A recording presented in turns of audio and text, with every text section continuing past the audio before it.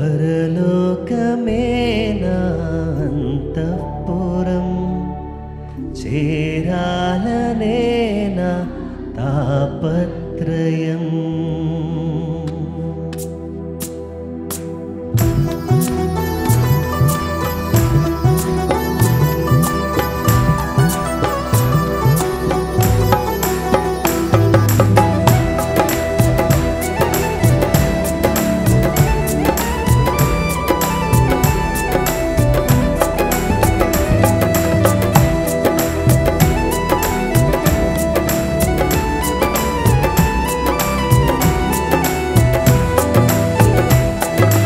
పరలోకమే నా అంతఃపురం, చేరాలనే నా తాపత్రయం. పాడదాం. పరలోకమే నా అంతఃపురం, చేరాలనే నా తాపత్రయం. యేసుదేవరా కనికరించవా, దారి చూపవా. యేసుదేవరా కనికరించవా, దారి చూపవా. పరలోకమే నా అంతఃపురం, చేరాలనే నా తాపత్రయం. పరలోకమే నా అంతఃపురం, చేరాలనే నా తాపత్రయం.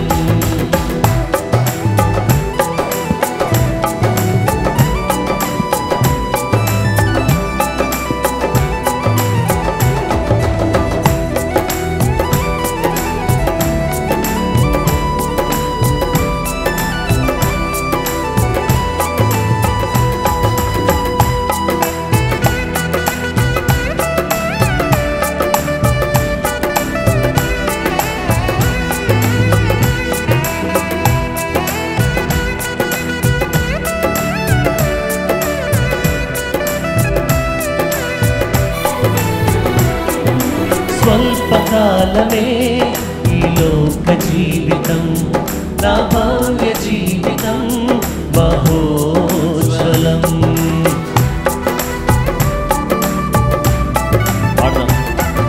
స్వల్పకాలమే ఈ లోక జీవితం, నా భవ్య జీవితం బహోజ్వలం. మజిలీలు దాటే మనోబలం, నీ మహిమ చూసే మధుర క్షణం. మజిలీలు దాటే మనోబలం, నీ మహిమ చూసే మధుర క్షణం. వీక్షించు కన్నులు విశ్వాస జీవితం నాకు ఇయ్యవా. వీక్షించు కన్నులు విశ్వాస జీవితం నాకు ఇయ్యవా. పరలోకమే నా అంతఃపురం, చేరాలనే నా తాపత్రయం. పరలోకమే నా అంతఃపురం, చేరాలనే నా తాపత్రయం.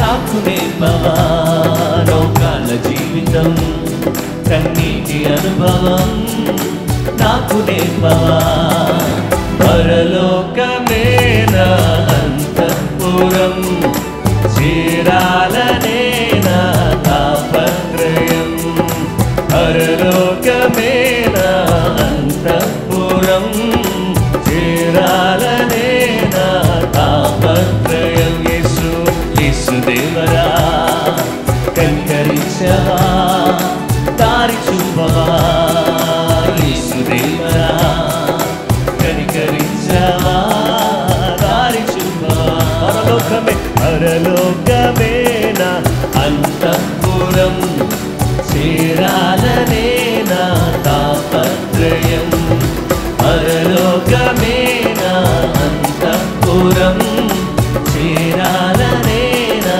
తాపత్రయం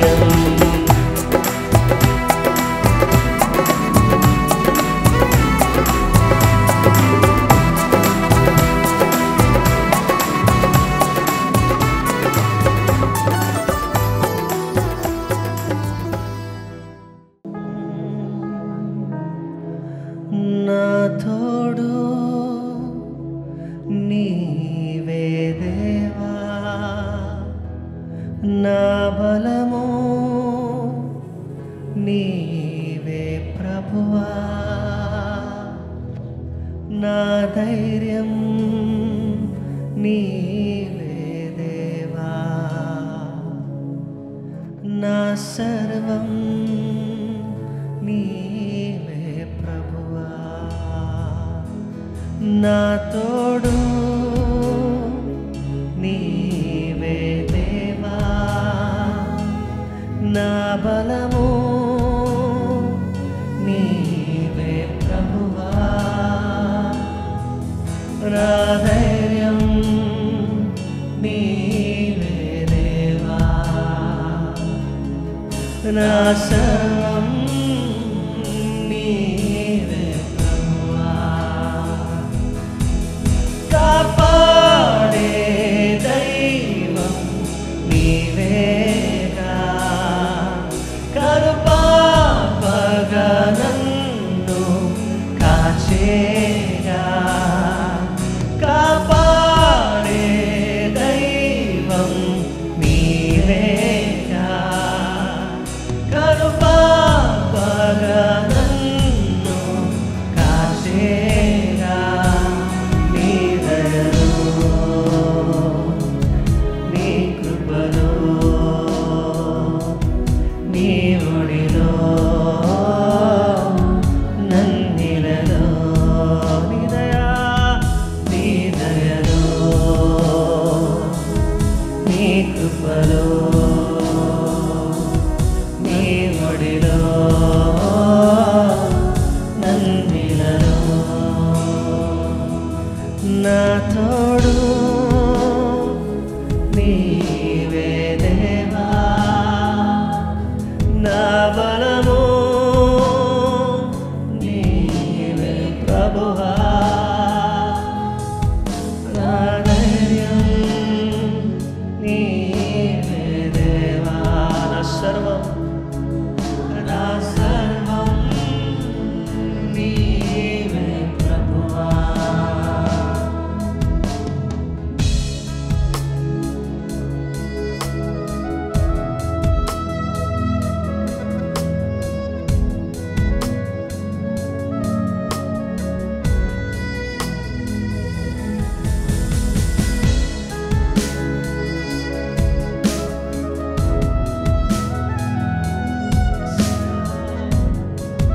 మన చేతులైన వైపు చాపి దేవాలలో ఉన్న కన్నీరే నాలో కన్నీరే నీ వైపే చూడగా నీవే యేసయ్యా సంతోషం నింపగా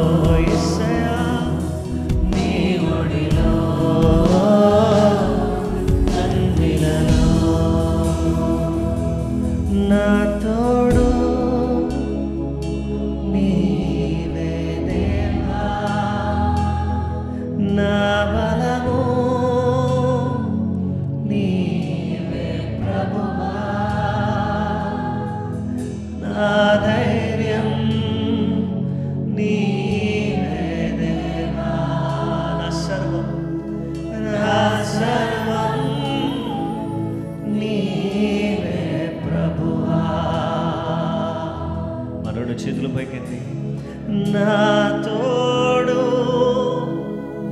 నీవే దేవా, నా బలము నీవే ప్రభువా, నా ధైర్యం నీవే దేవా, నా సర్వం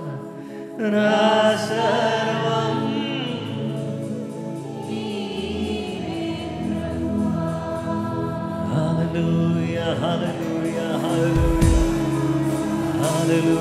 హల్లెలూయా. దేవా, నా ధైర్యం నీవే, నా బలము నీవే, గొప్ప రాజా నీకు స్తోత్రం. హల్లెలూయా హల్లెలూయా హల్లెలూయా. దగ్గరగా స్వరమెత్తి దేవునికి స్తోత్రం చెల్లిదాం. హల్లెలూయా హల్లెలూయా హల్లెలూయా. యేసయ్యా నీకు స్తోత్రమయ్యా, మీకు స్తోత్రమయ్యా. గొప్ప దేవా నీకు వందనాలు. ఆశ్చర్యకరుడా మీకు స్తోత్రం. హల్లెలూయా హల్లెలూయా హల్లెలూయా హల్లెలూయా. నమ్మదగిన క్రీస్తునందు ప్రియమైన సహోదరి సహోదరులారా, ఈరోజు దేవుని వాక్యాన్ని మనం ధ్యానం చేయబోతున్నాం. ఇంతవరకు కూడా దేవుని స్తుతించే అవకాశాన్ని, కృపను దేవుడు మనకు దయచేశాడు. మనమందరం కూడా సజీవులమై సర్వోన్నతుడైన దేవుని స్తుతించే ఈ గొప్ప తరుణాన్ని ప్రభు మనకి ఇచ్చినందుకు నేను ప్రభువుకు వందనాలు తెలియచేస్తున్నాను. మరి ఈ సమయంలో మన ధ్యానాంశము కష్టకాలము, ఇన్ దేర్ డిస్ట్రెస్. దేవుని వాక్యాన్ని మనం చూస్తే రకరకాలైన కాలాలు మనం చూస్తాం. వర్షాకాలం, శీతాకాలం, వేసవి కాలం. మనము ఈ 3 కాలాలను తట్టుకుని మనం ప్రయాణం చేస్తూనే ఉన్నాం పుట్టినప్పటి నుంచి. వర్షాకాలం వచ్చిందని మనం పారిపోవట్లేదు, తగు జాగ్రత్తలు వర్షం కొరకు తీసుకుంటున్నాం. శీతాకాలంలో తీసుకోవాల్సిన జాగ్రత్తలు శీతాకాలంలో తీసుకుంటున్నాం. వేసవి కాలంలో తీసుకోవాల్సిన జాగ్రత్తలు వేసవి కాలంలో తీసుకుంటున్నాం. ఇశ్రాయేలు ప్రజలకు కష్టకాలం ఎదురైంది. గడ్డు కాలం, సమస్యల కాలం, ఇబ్బందులతో కూడిన కాలం. ఇలాంటి కాలం ఎదురైనటువంటి సమయంలో ఇశ్రాయేలు ప్రజలు వాళ్ళు ఏం చేశారు అనే విషయం మనకి చాలా చక్కగా కనబడేటటువంటి ఒక కీర్తన భాగాన్ని మనం ఈరోజు చదువుకుందాం. 107వ కీర్తన 6వ వచనం నుండి 9వ వచనం వరకు మనం చదువుదాం. వారు కష్టకాలమందు యెహోవాకు మొరపెట్టిరి, ఆయన వారి ఆపదలలో నుండి వారిని విడిపించెను. వారు ఒక నివాసపురము చేరినట్లు చక్కని త్రోవను ఆయన వారిని నడిపించెను. ఆయన కృపను బట్టి నరులకు ఆయన చేయు ఆశ్చర్య కార్యములను బట్టి వారు యెహోవాకు కృతజ్ఞతాస్తుతులు చెల్లించుదురుగాక. ఎలయనగా ఆశగల ప్రాణమును ఆయన తృప్తిపరిచి ఉన్నాడు, ఆకలి గొనిన వారి ప్రాణమును మేలుతో నింపి ఉన్నాడు. అయితే ఈరోజు ఈ కష్టకాలంలో, ఈ ఇబ్బందులతో కూడిన ఈ కాలంలో ఏం జరిగింది అనంటే, దేవుని ప్రజలు దేవునికి మొరపెట్టారు. అయితే దేవునికి వారు మొరపెట్టారు. మీలో ఎవరికైనానో శ్రమ సంభవించిన అతడు ప్రార్థన చేయవలెను అని యాకోబు పత్రికలో చెప్పిన మాట ప్రకారంగా మీలో ఎవరైనా శ్రమలో ఉన్నారా, వారు ప్రార్థన చేయాలి. మీలో ఎవరైనా రోగి అయి ఉన్నారా, వారి సంఘపు పెద్దలను పిలిపించి వారితో ప్రార్థన చేయించుకోవాలి. అలాంటి వారు వచ్చి నూనె రాసి మీ కొరకు ప్రార్థన చేస్తారు. అప్పుడు మీరు విడుదల పొందుకుంటారు. దేవుని వాక్యాన్ని మనం చూస్తే ఈరోజు నా ప్రియమైన వారలారా, పరిశుద్ధ గ్రంథంలో ప్రభు అయిన దేవుడు మనకు తెలియచేస్తున్న అత్యంత ప్రాముఖ్యమైనటువంటి సత్యం ఏమనగా, మనమందరం కూడా ఎలాంటి పరిస్థితులు మన జీవితంలో ఎదురైనా మనం దేవునికి మొరపెట్టేవారిగా ఉండాలి. ఇశ్రాయేలు ప్రజలు వాళ్ళకి ఎదురైన ప్రతి సమస్య, ప్రతి కష్టం, ప్రతి బాధ సమయంలో వారు దేవునికి మొరపెట్టారు. తనకు నిజముగా మొరపెట్టు వారికి యెహోవా సమీపంగా ఉంటాడు. నాకు మొరపెట్టుము, నేను నీకు ఉత్తరం ఇచ్చేదను, నీవు గ్రహింపలేని గూఢమైన సంగతులను నేను నీకు తెలియచేస్తాను అని దేవుని వాక్యం సెలవిస్తూ ఉంది.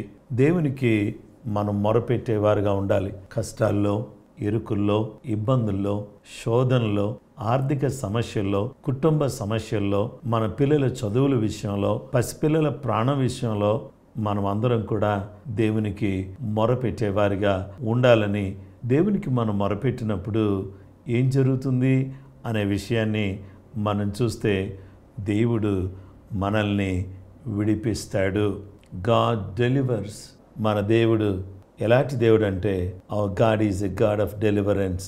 మన దేవుడు విడిపించే దేవుడు. మరి మనం మొరపెడితే ఆయన ఏం చేస్తానంటున్నాడంటే 6వ వచనంలో, వారి కష్టకాలమందు యెహోవాకు మొరపెట్టిరి, ఆయన వారి ఆపదలలో నుండి వారిని విడిపించెను. దేవుని బిడ్డలారా, ఈరోజు ఎన్నో రకాలైన ఆపదలు, కష్టాలు, ఇరుకులు, ఇబ్బందులు మన వెంటాడుతున్నాయా? మానసిక క్షోభ మన వెంటాడుతుందా? పరిస్థితులు ఎలా ఉన్నాయి? ఎలా ఉన్నప్పటికి కూడా మీకు నేను జ్ఞాపకం చేస్తున్నాను ఏంటంటే, దేవునికి మొరపెడదాం. విసుకక నిత్యము ప్రార్థన చేద్దాం. మొరపెట్టే విషయంలో విసుగవద్దు.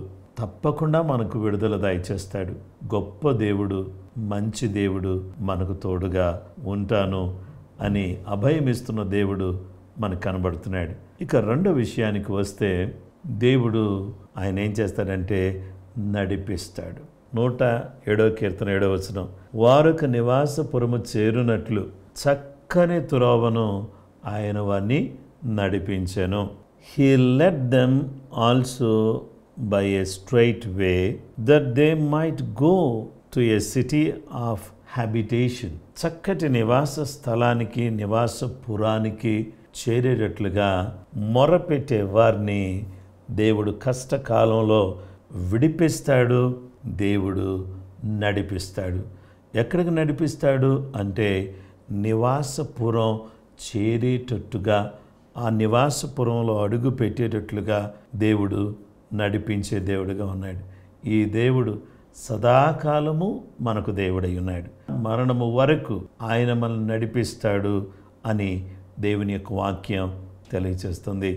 ఎలాంటి పరిస్థితుల్లో అంటే, ఒక తండ్రి లేదా తల్లి కుమార్తెను లేదా కుమారుణ్ణి, తన చంటి బిడ్డను ఏ విధంగానైతే నడిపిస్తుందో అలా నడిపించే దేవుడుగా ఉన్నాడు. చంటి బిడ్డనైతే ఎత్తుకుంటాడు, బిడ్డలనైతే నడిపిస్తాడు. అలాగుననే ఇశ్రాయేలు ప్రజలు అరణ్య యాత్రలో వారు నడిపించబడినప్పుడు వారి చెప్పులు అరిగిపోలేదు, వారి బట్టలు చినిగిపోలేదు. వారికి దేవుడు తోడుగా ఉండి పగలు మేఘస్తంభంగా, రాత్రి అగ్నిస్తంభంగా వారిని వెన్నంటి నడిపించిన దేవుడే మన దేవుడు కూడా కదా. ఆయన మనల్ని ఎలాంటి పరిస్థితిలోనైనా, ఎలాంటి స్థితిలోనైనా దేవుడు మనల్ని నడిపించటానికి ఆయన సంసిద్ధంగా ఉన్నాడు. నా ప్రియమైన వారలారా, దేవుని యొక్క వాక్యం మనకు తెలియజేస్తున్నటువంటి విషయం ఏంటంటే, ఈరోజు మనమందరం కూడా దేవుని చేత నడిపించబడ్డానికి దేవుడు తన కృప మనకు చూపించే దేవుడుగా ఉన్నాడు. ఇక మూడవది ఆయన ఏం చేస్తాడంటే 9వ వచనాన్ని మనం చదువుకుందాం. ఎలయనగా ఆశగల ప్రాణమును ఆయన తృప్తిపరిచి ఉన్నాడు, ఆకలి గొనిన వారి ప్రాణమును మేలుతో నింపి ఉన్నాడు.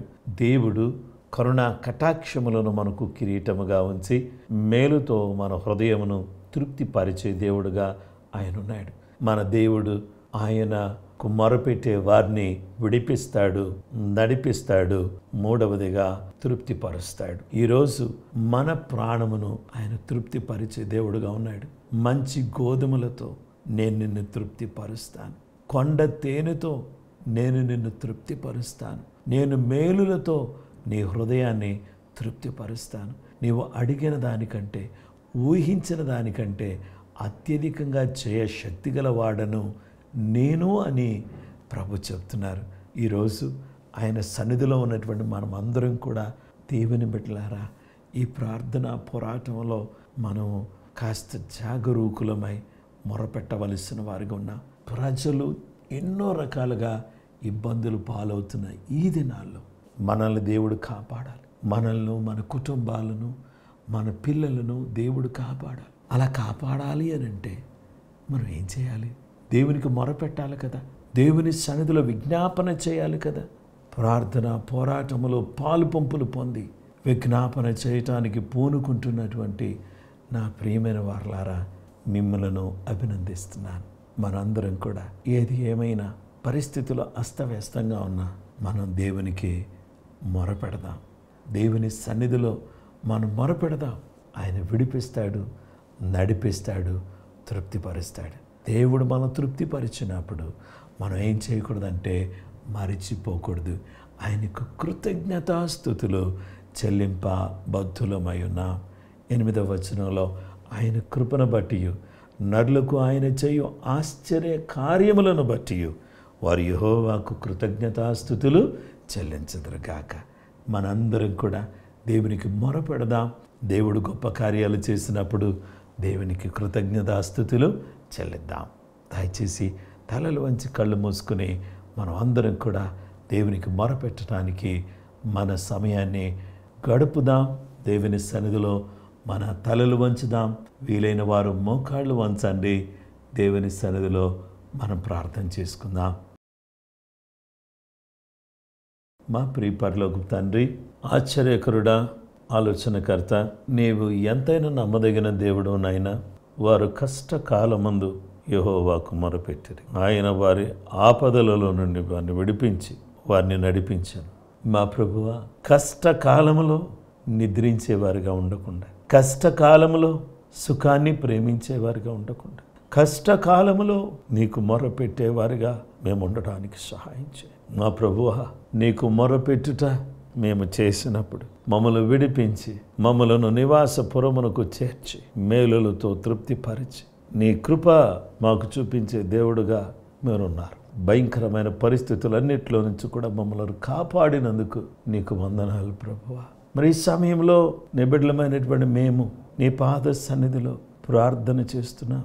మాకిచ్చిన దర్శనం నెరవేర్చండి. సువార్త అందని వారికి అందించడానికి సహాయం చేయండి. యేసు ప్రభువా, విశ్వాసులు తప్పిపోకుండా నీ రాజ్య విస్తరణ కొరకై సిద్ధపరచబడడానికి, లోకమును రూపాంతరపరచడానికి పంపబడేవారిగా ఉండడానికి మీ సహాయం మాకు దయచేయండి. మీకు వందనాలు, స్తోత్రాలు, స్తుతులు ఆరోపిస్తున్నాం. మా ప్రభువా, మా కొరకు చేసిన మేళ్ళన్నిటిని బట్టి నీకు కృతజ్ఞతలు ప్రభు. నీ బిడ్డలమైనటువంటి మమ్మలను జ్ఞాపకం చేసుకోండి. కష్టములో ఉన్న వారికి నెమ్మది దయచేయండి. అనారోగ్యంతో ఉన్నటువంటి బిడ్డలను స్వస్థపరచండి. దైవా, దుఃఖములో ఉన్నటువంటి వారికి ఆదరణ దయచేయండి ప్రభువా. కష్టాల్లో ఉన్నటువంటి వారికి విడుదల దయచేయండి నైనా. ఆత్మ సంబంధమైనటువంటి విధానాలతో మమ్మల్ని నడిపించండి. ఈ నెలలో మమ్మలను మేలులతో నింపండి ప్రభువా. మా కుటుంబాలు మేళ్ళతో నింపండి నాయనా. మా పిల్లలను మేళ్ళతో నింపండి ప్రభువా. మా యొక్క ప్రాంతాన్ని మేళ్ళతో నింపండి ప్రభువా. సంఘాన్ని మేళ్ళతో నింపండి నాయనా. విశ్వాసులను మేళ్ళతో నింపండి ప్రభువా. మేలులతో తృప్తిపరచు తండ్రి, నీకు స్తోత్రం చెల్లిస్తున్నా. మీరు చేసిన మేళ్ళకాయ్ మీకు వందనాలు చెల్లిస్తూ, కృతజ్ఞతలు చెల్లిస్తూ మేము జీవించడానికి సహాయం చేయండి నాయనా. గృహాలు లేని వారికి గృహాలు, స్థలాలు లేని వారికి స్థలాలు, ఉద్యోగం లేని వారికి ఉద్యోగం, వ్యాపారంలో ఉన్నటువంటి వారికి అభివృద్ధి, నూతనంగా నీ బిడ్డలు బలపరచబడడానికి సహాయం చేయండి. ఈ డిసెంబర్ మాసములో ప్రతి ఇంటిలో గొప్ప మేళ్ళు జరుగును కాక. ప్రతి బిడ్డ జీవితంలో మేళ్ళు అనుభవించుదురు కాక. మా కన్న తండ్రి, మా గొప్ప తండ్రి, మా పరమ తండ్రి, మా ప్రేమగల తండ్రి, మా కోసం ఆలోచించేస్తున్న అద్భుతమైన తండ్రి వినాయన, నీ కృప కొరకై మీకు నమస్కరించి వందనాలు తెలియచేస్తున్నా. నీ కృప గొప్పది నాయన. అందరికీ దీవెనలు దయచేయండి. అందరినీ అభివృద్ధిపరచండి.